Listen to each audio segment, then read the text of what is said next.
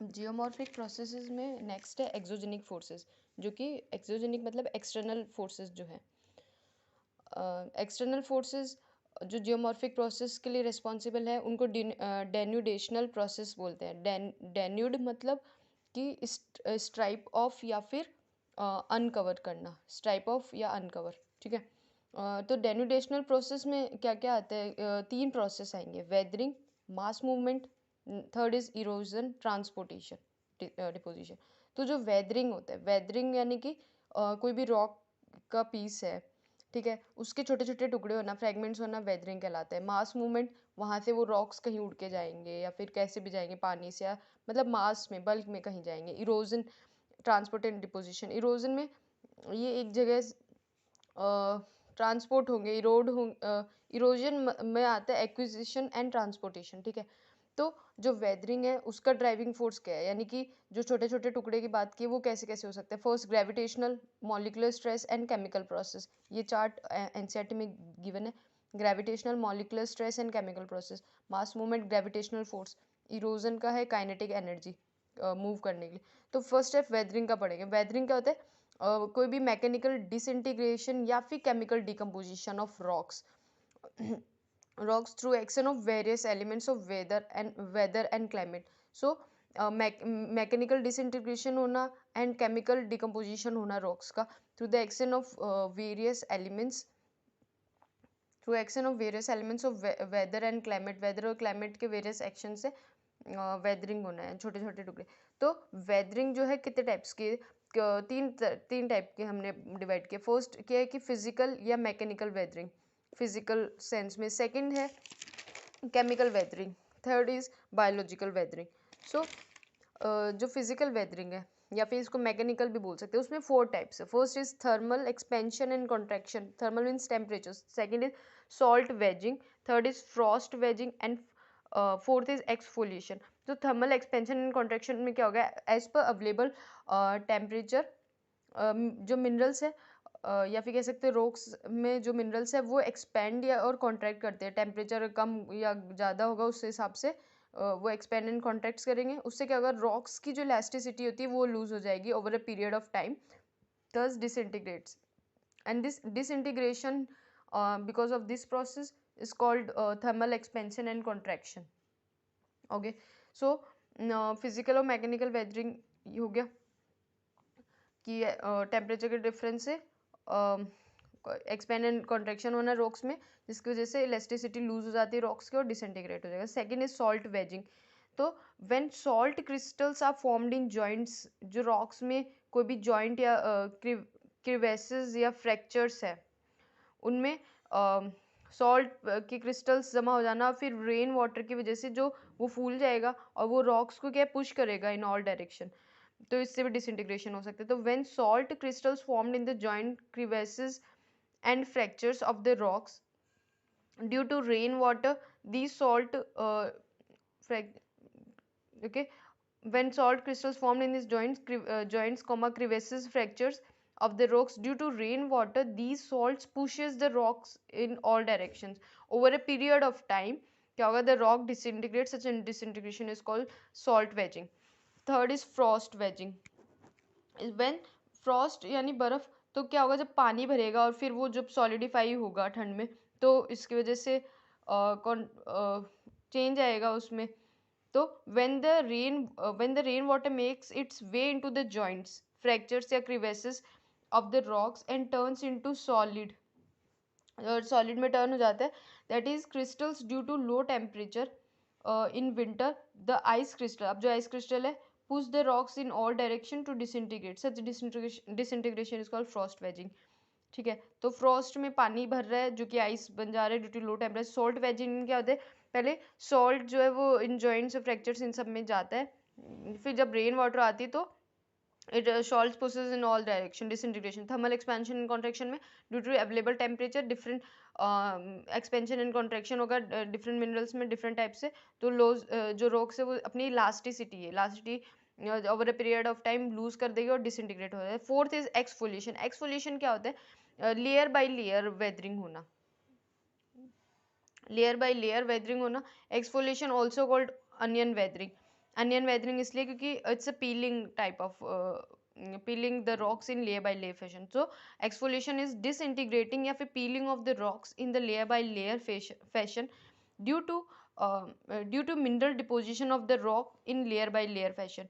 Actually जब mineral deposition हुआ था तब layer by layer fashion में हुआ था, तो इसलिए ये है कि disintegrating या peeling of the rocks in layer by layer fashion due to mineral deposition of the rock in a layer by layer fashion, or rocks that have relieved the pressure gradient undergoes exfoliation. या फिर अगर धीरे धीरे अगर वो अपना pressure release कर रहा है,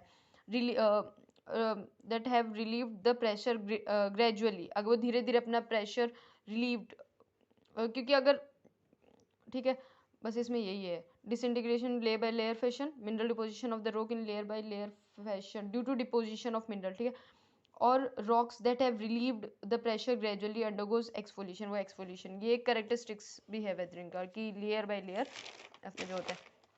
सेकंड आता है केमिकल वेदरिंग, यानी कि जो केमिकल रिएक्शन से हो रहा हो, तो weakening and disintegrating the Rocky material by chemical reactions. So chemical weathering में 4 है। First is oxidation, oxidation, solution, carbonation, 5 है oxidation, solution, carbonation, hydration, hydrolysis and chelation. So oxidation में है कि कोई भी जो रॉक मिनरल्स हैं उनकी ऑक्सीजन के साथ रिएक्शन हो जाना, और जब ये minerals when minerals in rocks oxidize, oxygen के साथ रिएक्ट करेंगे तो ऑक्सीडाइज होगा, they become less resistant to weathering. अब वो वेदरिंग के वो they become less resistant to weathering, ठीक है। एग्जाम्पल है rust, oxide of iron. Second is solution, rain water when slightly rain water is slightly acidic when interacts with minerals, so it becomes solution. So for example limestone plus water देखें तो हो जाएगा एक solution बनाता है। Third is carbonation, carbonation में क्या होता है जब रॉक मिनरल कार्बोनिक एसिड से इंटरेक्ट करता है तो H2CO3 जो कार्बोनिक एसिड है वो रॉक में डिजोल्व हो जाएगा, ठीक है। तो जब मिनरल्स या रॉक्स का जब इंटरेक्शन होता है कार्बोनिक एसिड के साथ तो वो रॉक्स में डिजोल्व हो जाता है, जिसकी वजह से डिसइंटीग्रेशन ऑफ रॉकी मटेरियल होता है। कार्बोनिक एसिड एक एसिड है जो कि CO2 प्लस H2O से बना है, तो ये ऐसा करेगा। Fourth is hydration and hydrolysis. इससे पहले चिलेशन देख लेते हैं। चिलेशन क्या होता है कि कुछ ट्रीज जो होते हैं ये डिकम्पोजिशन जब इनका हो रहा होता है तो कुछ एसिड्स रिलीज करते हैं जिनको अपन चिलेट्स बोलते हैं, ठीक है। सो certain trees on decomposing release the acids called chelates. जब ये चिलेट्स जो ये एसिड है ये जब रॉक्स के ऊपर गिरता है तो रॉक्स जो होता है वो डिसइंटीग्रेट हो जाता है, ठीक है। तो chelation is certain tree on decomposition release the acids called chelates that fall on rocks and thus rocks disintegrates. And hydration and hydrolysis, तो hydrolysis में लिख देंगे breakdown of rocks due to water, hydrolysis, ठीक है। और hydration जो होगा वो reaction को बोला गया है, देखते हैं नोट्स में। सो हाइड्रेशन एंड हाइड्रोलिसिस है, तो फर्स्ट हाइड्रोलिसिस देख रहे थे। तो हाइड्रोलिसिस जो होता है वो एक केमिकल रिएक्शन है जो भी रॉक्स और मिनरल्स की बाय वाटर, तो वाटर के साथ केमिकल रिएक्शन है, सॉरी वाटर, हाँ कह सकते हैं ये भी, और या फिर वाटर जब ऐड होगा तो केमिकल रिएक्शन होगी। तो वाटर जो होता है उसका केमिकल कंपोजिशन है और साइज है मिनरल्स की वो चेंज कर देता है। Water changes the chemical composition and size of minerals in the rocks, such a change rock, अब जो रॉक जो चेंज हुई है is weak, now it's weak and thus disintegrates quickly, is called hydrolysis. This process is called hydrolysis. What is hydration? Hydration is the absorption of water into the mineral structure. Now what happen, it results into the formation of new compound.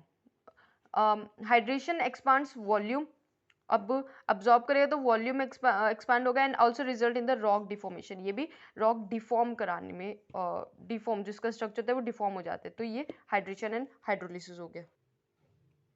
Now third is biological weathering. So first हो गया physical, second chemical, third is biological weathering. So biological weathering यानी कि जब जो organisms है, जो living organisms है वो क्या तो उनकी ग्रोथ हो या फिर उनके मूवमेंट की वजह से कुछ चेंजेस आए, ठीक है। जब बायोलॉजिकल वेदरिंग यानी कि कंट्रीब्यूशन टू और removal of minerals and ions from the weathering environment, जो वेदरिंग इन्वायरमेंट है ऑलरेडी क्रिएटेड, उसमें उनका कॉन्ट्रीब्यूशन, या फिर removal of minerals and ions from that weathering environment and physical changes due to growth or movement of organisms. So ये biological weathering की definition होगी कि ये कितने 4 टाइप्स के हम इसमें देखेंगे. फर्स्ट है because of animals. So animals में देखेंगे burrowing and wedging. When burrowing and wedging animals, so by burrowing and wedging by organisms like earthworm, ठीक है, मिट्टी में earthworm, termites, rodents etc. Help in किस किस में हेल्प करेंगे. फर्स्ट है exposing the new surface to chemical attack, help in exposing that rocky pieces to expose them to new surface for the chemical attack, chemical reactions. And second है and assist in the penetration of moisture and air. And जब वो खुद मिट्टी के अंदर जाएंगे तो वो मॉइस्चर और एयर को पेनिट्रेट करने में भी हेल्प करेंगे, असिस्ट करेंगे. सेकंड हम देख लेंगे प्लांट का, देख लेते हैं, ठीक है. सेकंड प्लांट का देख लेते हैं. प्लांट रूट जो है जब नीचे जाती है, एक्सर्ट रूट्स में exert a tremendous pressure on the earth material and so mechanically breaking up them apart. So rocky materials को जो है उनको break करती है. So it is because of plant plant root exerts tremendous pressure or stress. Second ये हो गया. Third is this decaying microbes की बात होगी, एनिमल की बात होगी, सेकंड प्लांट की बात होगी, थर्ड माइक्रोब्स की. तो जो okay, decaying plant and animal matter, जो प्लांट और एनिमल मैटर डिके हो रहे हैं बिकॉज ऑफ माइक्रोब्स, है ना. तो decaying plant and animal matter help in the production of humic carbonic and other acid which enhance the decay and solubility of some elements. So when this decaying of plants and animals, these matter help in production of humus soil जो होती है, humic, carbonic acid, carbonic and other acids, ये सब release होंगे जब decomposition होता है plants and animals का. तो ये further which enhance decay and solubility of some elements. Okay, ये हो गया third. And fourth one is fourth is by human activities. So human activities में जैसे कि हो गया human beings by disturbing vegetation, human beings by disturbing vegetation, plugging and cultivating soils, जो soil को कल्टिवेट करता है. Also help in mixing and creating new contacts between air, water and minerals in the earth material. So when human beings by disturbing vegetation, plugging and cultivating soils also help in mixing and creating new contact between air, water and minerals. इन तीनों का contact होता है in the earth material के अंदर. सो ये हो गया biological weathering. सो ये अपन ने ये अभी हुआ है, इट्स वेदरिंग प्रोसेस कंप्लीट हो गया. Second is mass movement. So what is mass movement? इस मास मूवमेंट को मास वेस्टिंग भी बोला है, WASTING, वेस्टिंग. मास मूवमेंट जो है यानी mass movement of the rocks debris, जो पार्टिकल्स उनके, mass movement of the rock debris under the influence of gravity.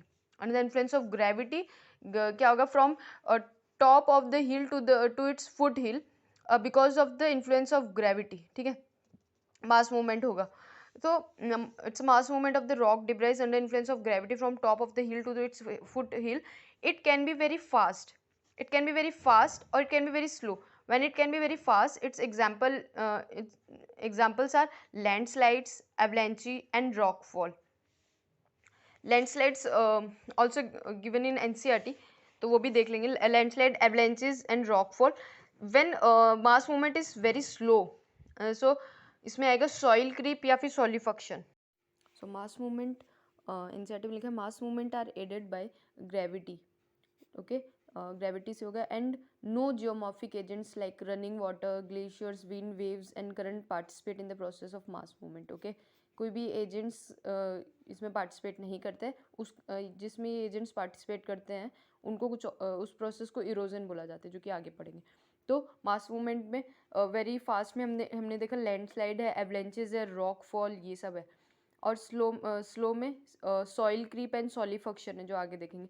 तो फर्स्ट है फास्ट वाला, देख लेते हैं लैंडस्लाइड। लैंडस्लाइड में क्या होता है, ये रैपिडली होगा, रिलेटिवली रैपिड एंड परसेप्टिबल, हम इनको देख सकते हैं, नोटिस कर सकते हैं, ठीक है, परसेप्टिबल मूवमेंट्स होते हैं। The material involve are relatively dry, the size and shape of the detached mass, जो साइप और शेप है जो डिटैच हो रहा है मास का, डिपेंड करता है on the nature of discontinuities in the rock and the degree of weathering, कितना वेदर हो रखा है, and the steepness of the slope, तीन चीज़ों पे। ओके, फिर है depending upon the type of movement of material several types are identified. अब किस तरह से उनका मूवमेंट हो रहा है, लैंडस्लाइड्स जो है उनको डिफरेंट कैटेगरीज में कैटेगराइज किया है। So first is slump, second है debris slide, debris fall third, fourth है रॉक स्लाइड एंड फिफ्थ है रॉक फॉल। तो स्लम्प क्या होता है, स्लम्प ये डायग्राम देख लो। Slump is sleeping of one और several units of rock, sleeping of one और several unit of rocks debris, rock debris with backward rotation. इनका क्या है, बैकवर्ड रोटेशन होगा with respect to the slope over which the movement take place. तो इसमें नीचे तो गिर रहा है बट इसमें थोड़ा थोड़ा बैकवर्ड मूवमेंट भी हमको देखने को मिलेगा। तो ये हो गया स्लम्प, ठीक है। फिर सेकंड आता है डिब्राइज स्लाइड, स्लाइड होना यानी कि रैपिड रोलिंग या फिर स्लाइडिंग ऑफ अर्थ डिब्राइज का, अर्थ का जो टुकड़ा है without backward rotation of mass is known as debris slide. इसमें ये डिफरेंस है, स्लम्प में बैकवर्ड रोटेशन है, डिब्राइज स्लाइड में नो बैकवर्ड रोटेशन। फिर डिब्राइज फोल्ड आता है, तो इसमें क्या था, स्लाइडिंग या रोलिंग था, ठीक है। Debris fall it's nearly free fall of earth debris from a vertical और ओवर हैंगिंग फेसेस। ये डिब्राइज फोल्ड में it's a free fall from the vertical और ओवर हैंगिंग फेस। नेक्स्ट आते हैं ये हो गया debris slide and debris fall. अब है rock slide and rock fall. तो बेसिकली इसमें डिब्राइज की जगह रॉक्स आ जाएगा, ठीक है। और तो रॉक स्लाइड में आएगा sliding of individual rock masses, एक rock mass, individual rock masses down bedding या फिर जॉइंट और fault surfaces is rock slide, ठीक है। फिर लिखा है over steep slopes rock sliding is very fast. अगर स्टीप स्लोप है तो rock sliding very fast and destructive होगी, ठीक है। फिर है rock fall, rock fall is free falling of rock blocks. जो रॉक ब्लॉक है अगर वो फ्री फॉल हो रहे तो रॉक फॉल हो जाएगा, अगर वो स्लाइड कर रहा है इंडिविजुअल जो रॉक का मास है तो रॉक स्लाइड हो जाएगा। तो ये हो गया इधर rock fall, free falling of rock blocks over any steep slope, ठीक है। नाउ सो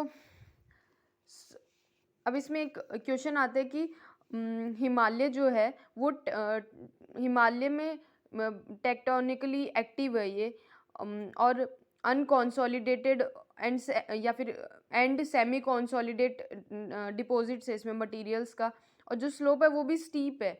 बट फिर भी हिमालय से ज़्यादा जो डिब्राइज एवलेंचेस है और लैंडस्लाइड्स है वो नीलगिरीज में ज़्यादा क्यों आते हैं। तो हिमालय की भी सारी कंडीशन सपोर्ट कर रही है, यहाँ पे भी आते हैं बट उससे भी ज़्यादा नीलगिरीज में क्यों आते हैं। Nilgiris bordering Tamil Nadu, Karnataka, Kerala and western Ghat along the west coast, ठीक है। तो यहाँ पे ज़्यादा क्यों आते हैं, यहाँ पे जो है टेक्टोनिकली स्टेबल है, टेक्टोनिक प्लेट्स जो उनकी बात हो रही है टेक्टोनिकली स्टेबल है and are mostly made up of very hard rocks, इनकी हार्ड रॉक्स है, ठीक है। और ऊपर तो सेडिमेंट्री रॉक्स थी, ठीक है, जो हिमालय में देखा है। और यहाँ पे जब देख रहे हैं नीलगिरीज में तो tectonically stable very hard rocks, but still debris avalanches and landslide occur though not as frequently as in Himalayas, उतने फ्रीक्वेंट भी नहीं आते जितने हिमालयस में आते हैं, ठीक है। बट फिर आते हैं तो क्यों आते हैं, क्या क्या रीज़न है उसका। तो हिमालय में ऑल्दो ज़्यादा आ रहे हैं बट नीलगिरीज में भी सफिशेंटली आ रहे हैं। तो उसका रीज़न ये बताया गया कि उनके जो स्लोप्स है आर स्टीपर, बहुत steeper with almost vertical cliffs, जो उनकी क्लिफ्स है चट्टान है, escarpments, vertical cliffs and escarpments in the western Ghats. तो रीज़न ये हो गया कि slopes are steeper with almost vertical cliffs and escarpments in the western Ghats and Nilgiris. Mechanical weathering, अब एक तो ये हो गया. Second is mechanical weathering due to temperature changes and ranges. Temperature changes and ranges की वजह से मैकेनिकल वेदरिंग इज प्रोनाउंस्ड. ठीक है, ये हो गया. Next is they receive heavy amount of rainfall over a short period. ठीक है, हैवी रेन फॉल भी होता है. तो मैकेनिकल वेदरिंग ऑलरेडी ज़्यादा टेम्परेचर की वजह से they receive heavy amount of rainfall over short period, so there is almost direct rock fall. तो वो डायरेक्ट रॉक फॉल हो जाती है quite frequently in these places along with landslides and debris avalanches. तो यहाँ पे डायरेक्ट रॉक फॉल जो है फ्रिक्वेंट है और लैंडस्लाइड डिब्राइज अवलेंचेस भी. ठीक है, तो ये हो गया इसके साथ का ही एक क्वेश्चन. फिर हम देखेंगे कि मास मूवमेंट में स्लो में दो है, एक तो सॉइल क्रीप बोले हैं, एक बोले सॉलिफक्शन.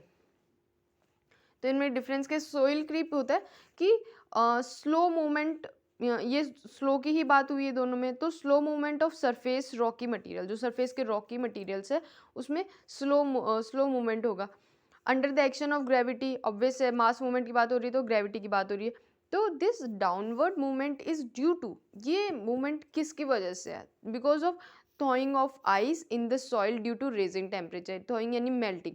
तो जो आइस है वहाँ पे उनकी मेल्टिंग हो रही है, तो टेम्परेचर राइज होते तो उसकी वजह से मेल्टिंग होती. तो it can be identified by slow but persistent tilting of trees. अब इसको कैसे आइडेंटिफाई करेंगे? Slow but persistent tilting of trees. हम देख सकते हैं कि थोड़ा से इसमें टिल्ट रहता है ट्रीज में. So but persistent tilting of trees या फिर trees comma poles and other object that are set in the ground. जो ग्राउंड में सेट थी वो अगर सॉइल क्रीप होती तो थोड़ा थोड़ा वो टिल्ट होने दिखते हैं अपन को. फिर है सॉलिफक्शन. सॉलिफक्शन में भी वही है कि mass movement due to freezing and thawing activity in the higher latitudinal region. So solifluction जो हायर लैटिट्यूडनल रीजन है वहाँ की बात करेंगे, जैसे कि आर्कटिक और अंटार्कटिका की बात हो गई है. ठीक है, सो ये था अपना second mass movement. So third जो है वो है इरोजन. अभी अपन देख रहे थे कि डेनुडेशनल प्रोसेस में वेदरिंग हो गया, मास मूवमेंट हो गया. थर्ड है इरोजनल एंड डिपोजिशन. ठीक है, इरोजन. तो इरोजन क्या होता है? इरोजन होता है कि acquisition and transportation of rock debris. तो एक्विजिशन का मतलब क्या? अधिग्रहण यानी कि उसको वो इकट्ठा करेगा कह सकते हैं, या फिर उसको अपने साथ लेगा और ट्रांसपोर्ट करेगा उन रॉक डिब्राइज की. ठीक है, तो इरोजन एक्विजिशन एंड ट्रांसपोर्टेशन आ गया ऑफ रॉक डिब्राइज. तो इसमें कुछ इरोजनल जियोमॉर्फिक प्रोसेस है. उसमें जो एजेंट्स हैं किसके थ्रू होगा? वो है running water, ground water, glaciers, winds and waves. ठीक है, तो इन सब की वजह से होगा. ये क्या करेंगे? Remove smaller fragments and transport it to other places. तो बेसिकली हाँ, ये रहा. तो wind, running water and glaciers ये तो कंट्रोल करते हैं बाय द क्लाइमेटिक कंडीशंस. तो विंड आ गया अपना गैसियस. ये 3 स्टेट ऑफ मैटर को भी रिप्रेजेंट कर रहे हैं, जैसे wind gaseous, running water water हो गया, लिक्विड हो गया, मतलब ग्लेशियर्स जो है वो सॉलिड हो गया. तो गैसियस ये रिप्रेजेंट भी कर रहे हैं और ये क्लाइमेटिक कंडीशंस से कंट्रोल होते हैं. और जो अदर टू है जो जैसे कि this waves and ground water ये डिफरेंटली कंट्रोल होते हैं. जैसे कि वेव्स तो वहाँ की लोकेशन पे जो इंटरफेस है लिथोस्फेयर और हाइड्रोस्फेयर का, जो कोस्टल रीजन्स है वहाँ के डिटरमाइन करेगा वेव्स कैसे काम करेंगी. और ग्राउंड वाटर डिपेंड करते हैं कि उसकी लिथोलॉजिकल कैरेक्टर्स कैसे है उस रीजन का, यानी कि जो रॉक्स अगर परमेबल है, सॉल्यूबल है, तो वाटर जो है अवेलेबल ज़्यादा होगा और वहाँ पे कार्स्ट टोपोग्राफी देखने को मिलेगी. कास्ट टोपोग्राफी यानी कि जो अंडरग्राउंड वाटर से होती है वो देखने को मिलेगी. ठीक है, ये हो गया. फिर इरोजन हो गया एंड डिपोजिशन. तो डिपोजिशन मतलब क्या होता है कि it's a consequence of erosion. जब इरोजन होगा तभी डिपोजिशन होगा. तो इरोजन क्या होता है? इसमें इरोजनल एजेंट्स जो होते हैं, जो अभी अपन ने देखे रनिंग वाटर, ग्राउंड वाटर, ये सब glaciers, wind waves, erosional agents होते हैं वो lose their velocity and hence energy on gentler slope. जो स्लोप है जेंटल स्लोप, तो जब erosional agent lose their velocity and energy अपनी लूज कर दिया and materials carried by them start to settle themselves, जो मटेरियल वो कैरी कर रहे थे वो अपने आप सेटल होने लग जाएंगे, जो कोर्स है वो पहले सेटल होने लग जाएंगे, फिर जो फाइन है वो पहले सेटल होने लग जाएंगे, ठीक है। Coarse material get deposited first and finer ones later. तो ये हो गया अपना डेनुडेशनल प्रोसेस यहाँ पे कंप्लीट, ठीक है।